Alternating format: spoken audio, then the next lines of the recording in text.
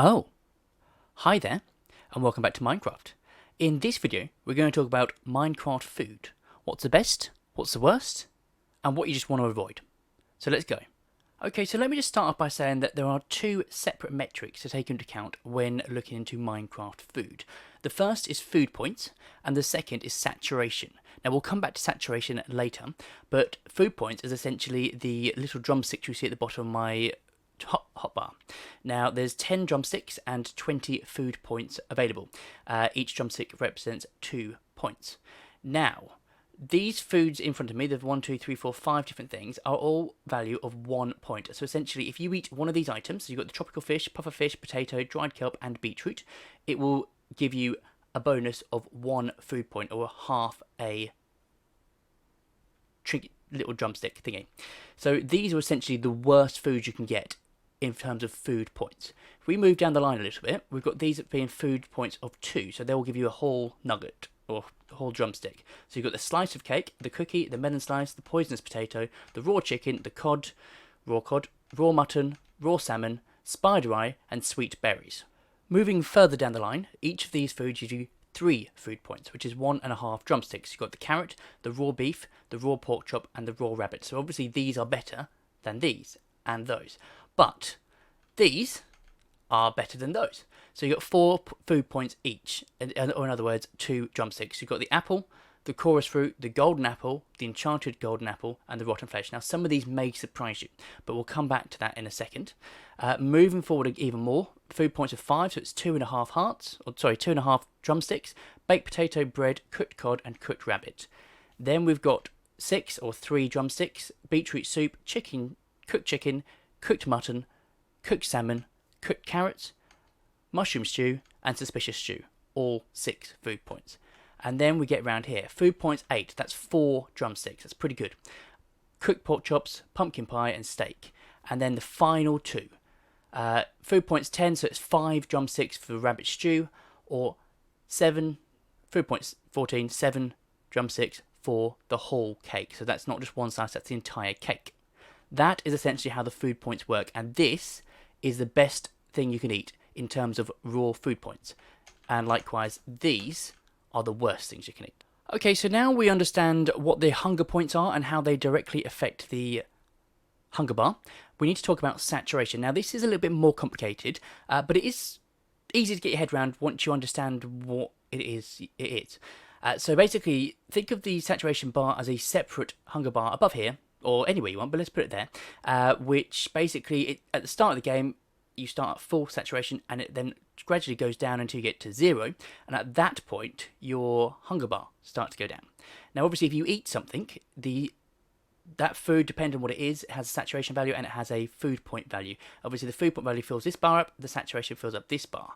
But if you let this bar go down too far, say you get it down to 3 drumsticks, or 6 points, then the saturation bar cannot exceed that. So that basically means that your hunger bar is going to continue to go down more often because you've got less saturation from that food. So you need to basically make sure you eat lots and lots and lots, keep your food bar high, and that hopefully keeps the saturation high as long as you're eating the right food. So let's have a quick look at the food sources and what saturation they have in 1.14. So we've got saturation at 0.2, saturation at 0.4. I've not put, obviously, names of these, but I think you all know what they are. These obviously progressively get better as we go along. Saturation 0.6, 0.8, 1.2, 1.8, 2.4, 2.8, 3.2, 3.6, and 3.8. So as I say, these are better than all of those, but these are even better. So these have got a saturation of 6, and 7.2, and 9.6, and then 12, 12.8, and the very best food for saturation is the golden carrot. So hopefully that makes sense. So now we all know what foods are good for hunger, and what foods are good for saturation.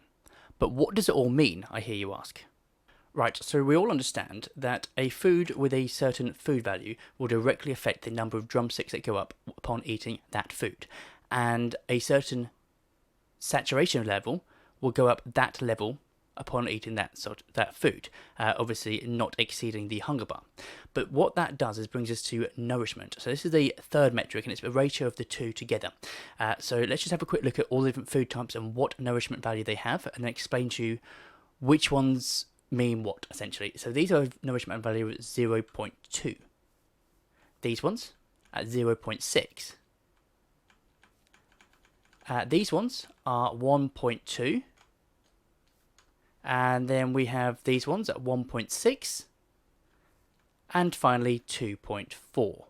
Now, nourishment is the daddy of Minecraft food-related statistics, and it's the most important thing that you need to take into account.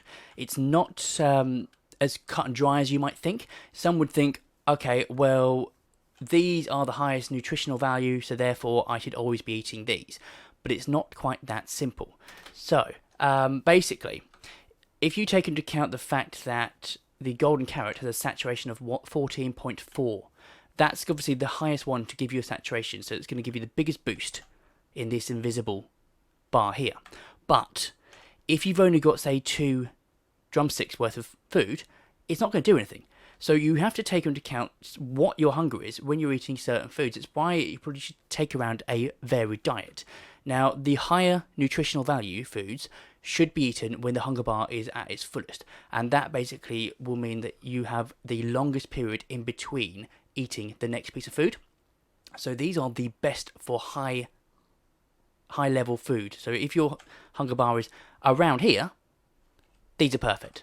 And obviously these get worse as you go along. Now, I would say that it's probably pointless eating any of these. That's just one slice of cake, obviously. But it's probably pointless eating them because they're just not going to do anything. Your hunger's going down so quick, and it's not going to go up very quick. You're going to spend more time eating those than you are actually gaining anything. And to a degree, these as well, anything under 1 nourishment is a little bit pointless. So try and avoid all of those if you can, but if you're desperate, they work.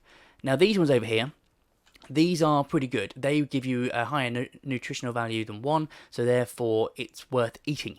But there are some caveats to it. I mean, the suspicious stew, it's got its risks. You don't know what you're going to get. There's effects from it. But these are what I would say is eat these if you've got nothing else. And I'm counting those as nothing. These are pretty much standard. You want to be eating these most of the time. Anywhere from half a bar of food to sort of 3/4, that's what you want to eat for these. And these, you only want to eat these if you have high hunger already. So it doesn't, yes, it gives you, these give you like 4 hunger. So if you have 2 drumsticks missing or 4 hunger, that's the perfect time to eat these because they'll give you the high saturation. They'll make the food or the hunger last longer before you need to eat again, but it will give your food bar full food. So, like I say, it does depend what you need it for, and what your hunger is. Hopefully that's made sense, and obviously it's raining now, as always. But if this made sense, if you learnt something, give the video a like. If you haven't already, please consider subscribing to the channel, and obviously tell your friends about it too. But as always, I've been Geeky Gamer, you've been awesome, and thanks for watching. Goodbye.